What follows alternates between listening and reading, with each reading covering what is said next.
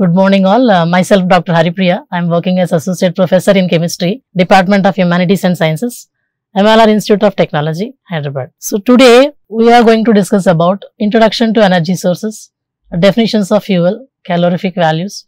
Two different types are there, HCV and NCV, and a classification of fuels. So let us start with Introduction to Energy Sources. First of all, going to define about energy source. Let us discuss about source. So what is a source? A source can be anything that is able to produce or generate energy in the form of heat, light or power. So that means a source can be anything or any kind of a substance that is able to produce energy in the form of either heat, light or power. So energy source can be defined as the materials or the elements that can be used to generate energy in the form of heat that can be captured and used for various kinds of applications. So these energy sources are of two types, renewable energy sources and non-renewable energy sources. Let us see about what are renewable energy sources. So renewable energy sources are the sources that come from natural resources and can be used repeatedly. That means nature can replace them very easily. So few examples include solar energy. We know very well sunlight, it is a primary source of energy, and then wind energy, biomass energy, that means energy it is generated by using dead parts of plants and animals, biomass energy, and then hydel energy which is generated by using water by connecting to turbines. So all these things will come under renewable energy sources. And the second one, it is non-renewable energy source. So these are the sources that also come from the same natural kind of sources, but they cannot be readily replaced by the nature means. That means nature will take some time, lot of time to replace them again. So these cannot be readily replaced by the natural means. So examples include coal, natural gas, crude oil, nuclear energy, etc. So energy sources means they can be defined as the materials or the elements that can be used to produce or generate energy. As a whole, these are of two types, renewable and non-renewable energy resources. So let us go with what is fuel. So fuel can be defined as any substance that is able to produce a large amount of heat energy on complete or burning or subjecting to complete combustion reaction, and that heat energy can be captured and can be used for various kinds of domestic and industrial purposes. So that is what we call it as a fuel. That means it is a substance which is able to generate energy in the form of heat, large amount of heat energy. When it is subjected to complete burning, that is called combustion reaction, and that heat energy can be captured and can be used for domestic as well as industrial purposes. If you notice the chemical composition of a fuel, it will contain two components. One is carbon, other one it is hydrogen. In these two, carbon it is major component and the second major component it is of hydrogen. That means if any substance it is highly carbonaceous in nature, then easily it can be subjected to combustion reaction so that it is able to generate energy in the form of heat. So fuel mainly contains carbon and hydrogen which on proper combustion reaction, that means it is to be subjected to heating completely, it has to burn completely. So which on proper combustion produces energy in the form of heat. And moreover, this combustion reaction is the best example for exothermic reaction. That exothermic is a Greek word actually, in which exo means exterior and thermic means heat. That means heat energy will be liberated in any chemical reaction if during the process of reaction that is taking place, if heat energy it is released along with the product formation, then that kind of chemical reaction is what we call it as exothermic reaction. So if you notice some examples that include making of an ice cube, that means during the formation of ice, that means if that ice tray is filled with water and if it is kept in the freezer, and then if you notice that ice formation, that water slowly during a cooling down process, it is able to release energy in the form of heat. So that's why it is an example for exothermic reaction. So and then some more examples are listed here, that is formation of snow in clouds, and then rusting of iron. Rusting of iron, it is nothing but If any metallic surface, if it is exposed to environmental gases, that is atmospheric oxygen, usually it involves an oxidation process. Okay. So, as a result, it is able to release energy in the form of heat. So, it is also an example for exothermic reaction. Similarly, burning of a candle, formation of ion pairs, and those ions should be in gaseous form, and also reaction of strong acid with water. So, a substance which is highly carbonaceous in nature, then it is a very good example for fuel. So, as a whole, if you notice, fuel contains two major components, carbon and hydrogen. So, let us see the chemical reaction that is taking place when any fuel it is subjected to combustion reaction.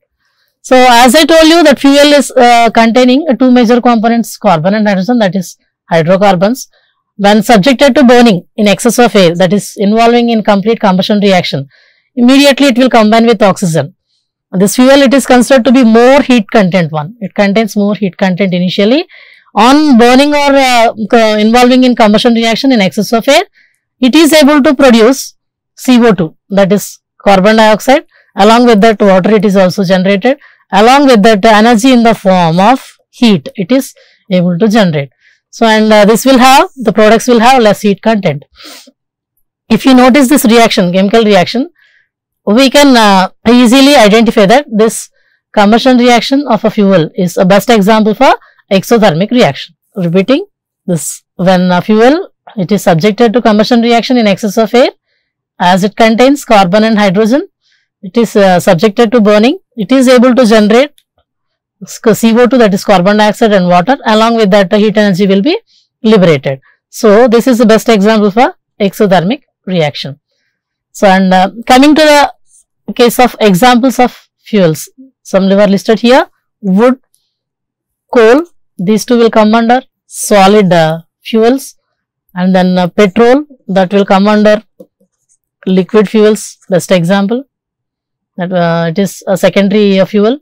Coming to primary liquid fuels, petroleum, or we will call it as crude oil, is the best example. And then producer gas, natural gas will come under gaseous fuels. So, let us go with the classification of fuels. So, generally fuels are of different types, maybe chemical fuels or biofuels and nuclear fuels, like the different types of fuels are there. But in this unit, we are going to deal with only chemical fuels. So, let us go with its classification. So, chemical fuels are classified into how many types? Two types. So, according to their occurrence, that is origin, from where they are produced, and basing on the state of aggregation, that is states of matter. Fuels are generally classified into two types according to their occurrence and according to the states of matter or state of aggregation. So, how many types are there? Two types: primary fuels or natural fuels. According to states of matter, these primary fuels are again subclassified into three different types: solid fuels, liquid fuels and gaseous fuels. And a few examples were listed for each type, that is subclassification. If it is for the case of solid fuels, wood, peat, lignite, coal and dung are some examples. This peat and lignite are nothing but different stages, if you notice, during the formation of coal in the earth's core. Final form, or we can say final stage of coal, it is anthracite coal. During its formation, different stages will be there. In that lignite and peat are initial stage of coal formation. Okay, and then liquid fuels, best example of primary fuel, it is petroleum or crude oil. And if it is subjected to refining, that is purification using fractional distillating column, we can expect petrol, diesel kind of secondary fuels will be produced. These are also having lot of applications which will come under secondary fuels. And coming to gaseous fuels, naturally existing one, that is natural gas. And let us go with the second type, that is secondary fuels or synthetic or artificial fuels. According to states of matter, these are again divided into three different types: solid, liquid and gaseous fuels.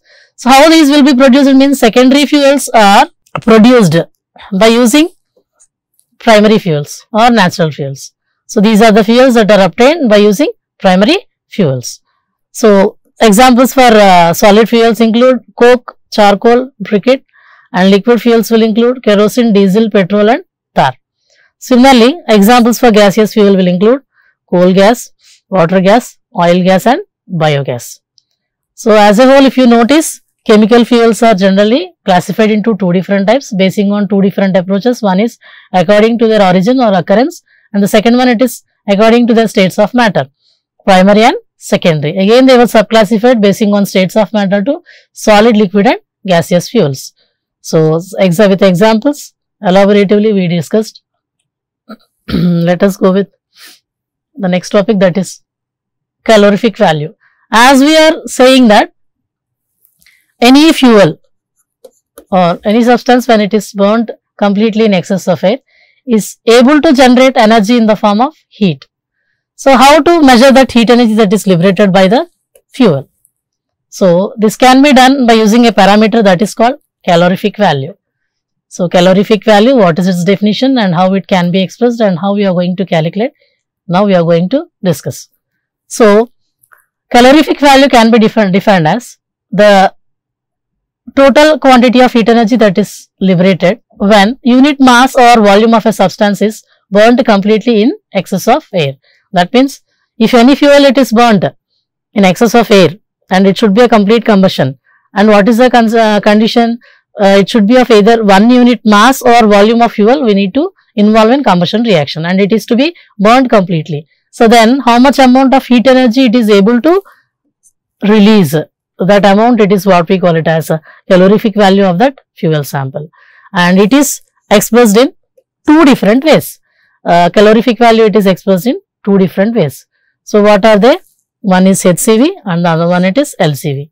So, HCV it is higher calorific value or gross calorific value, GCV, and LCV means lower calorific value or net calorific value, that is NCV. So, let us go with each one. So, let us start with HCV, higher calorific value or gross calorific value. How it can be defined? So, this higher calorific value HCV can be defined as the amount of heat energy that is liberated when unit mass or volume of a fuel it is burnt completely in excess of air, and products of that combustion reaction. This is more important while defining. Products of combustion reaction are cool to room temperature. So, what is the main condition in this one? When the fuel, if it is burnt completely in excess of air, and the products of that combustion reaction are cool to room temperature. That means, say for example, if you notice the reactions during combustion reaction of any fuel. So, as we know that carbon and hydrogen are the major components. When carbon it is involving in combustion reaction, that is in air or oxygen, it is able to release CO2, along with that heat energy will be produced. If it is for the case of hydrogen, on combining with oxygen, it is able to release water, that is in the form of water vapor. So, this water vapor again involves in, if it is subjected to cooling process, that is condensation, again it is able to convert into steam. I mean to say, water vapor will convert into liquid by involving in condensation. So, that means the steam will be generated, and by subjecting to cooling process, that is to room temperature, it is converting to liquid, that is water it is able to produce. So, during this process, some amount of heat energy will be liberated. So, HCV accounts for both. That means, total heat energy that is liberated by subjecting the fuel to complete combustion process, as well as the products of that combustion reaction are to cool to room temperature. So, because of that process, some amount of heat will be liberated. That is also we are going to consider. See here, that reaction is also mentioned. Water vapor, when subjected to cooling to room temperature, it is able to convert into its liquid form. Along with that, some heat will be liberated. So, this is what we call it as HCV. And the next one, it is LCV or NCV, lower calorific value or net calorific value. So, how it can be defined? So, the total amount of heat energy that is liberated when unit mass or volume of a substance is completely burnt in excess of air, and the products of combustion reaction are allowed to escape. We are not going to consider that heat energy that is produced due to cooling the products of combustion reaction. Those are simply allowed to escape. It is not taken into consideration. So, that makes the difference between higher calorific value and lower calorific value. So, if you notice the chemical reactions of combustion reaction, so carbon it is considered to be the major component. So, on subjecting to heating process, that is burning process, it is able to release CO2, along with that some amount of heat energy will be generated. So, and if you notice the content of hydrogen in the fuel, on subjected to complete burning process, it is able to generate a water vapor, along with that some heat energy will be produced. So, in this LCV, we are not going to consider the products of combustion reaction. That means simply they are allowed to escape. So, if it is for the case of HCV, we are going to consider the products of combustion reaction, because those are to be cooled to room temperature, and on cooling they involve in condensation, so that heat energy will be liberated. So, that can be also captured. So, this makes the difference between HCV and LCV. So, as a whole, we discussed about what is calorific value, its definition, and how many ways it can be expressed, that is HCV and LCV, their definitions, and how that mechanism will take place. So, at last we came to end of the session, today's session, and what we have discussed so far in this session, let us have a glance. So, today we discussed about the introduction to energy sources, definitions of fuel, calorific value, and then classification of fuels. In that calorific value, we discussed two different types, and we listed some examples for classification of fuels.